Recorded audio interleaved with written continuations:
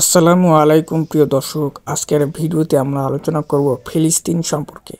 মহানবী হজরত মুহাম্মদ সাল্লাল্লাহু আলাইহি ওয়াসাল্লাম এর ভবিষ্যৎবাণী, ইতিহাস ও হাদিসের আলোকে আমরা জানব তিনি কি বলেছেন এই পবিত্র ভূমির ভবিষ্যৎ নিয়ে।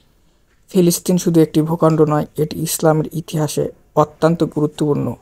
আল আকসা মসজিদ, যা ইসলাম ধর্মের তৃতীয় পবিত্র স্থান, এখানে অবস্থিত। এটি সেই স্থান যেখান থেকে নবীজি সাল্লাল্লাহু আলাইহি ওয়াসাল্লাম মিরাজে গমন করেছিলেন।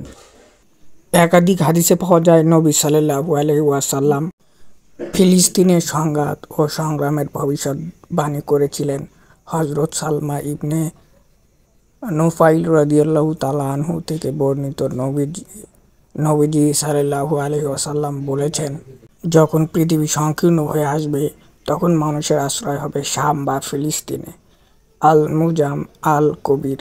এছাড়াও আবু হুরায়রা রাদিয়াল্লাহু তাআলা আনহু হতে বর্ণিত এক হাদিসে নবীজি সাল্লাল্লাহু আলাইহি ওয়াসাল্লাম বলেছেন, শেষ জামানায় মুসলমানদের একটি দল ফিলিস্তিনে অবস্থান করবে, যারা সর্বদা সত্যের উপর প্রতিষ্ঠিত থাকবে এবং শত্রুর মোকাবেলা করবে।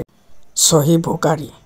আজ আমরা দেখছি ফিলিস্তিন এক কঠিন সময় অতিক্রম করছে, তবে নবীজি সাল্লাল্লাহু আলাইহি ওয়াসাল্লাম এর ভবিষ্যৎবাণী আমাদের আশা জাগায় যে সত্যের অনুসারীরা এখন টিকে থাকবে। আমাদের করণীয় হলো তাদের জন্য দোয়া করা, ঐক্যবদ্ধ থাকা এবং মানবতার পক্ষে দাঁড়ানো। ফিলিস্তিন নিয়ে আমাদের সচেতন হওয়া জরুরি। এই বিষয়ে আপনার মতামত কমেন্টে জানান। ভিডিওটি ভালো লাগলে লাইক দিন, শেয়ার করুন এবং আমাদের চ্যানেলটি সাবস্ক্রাইব করুন।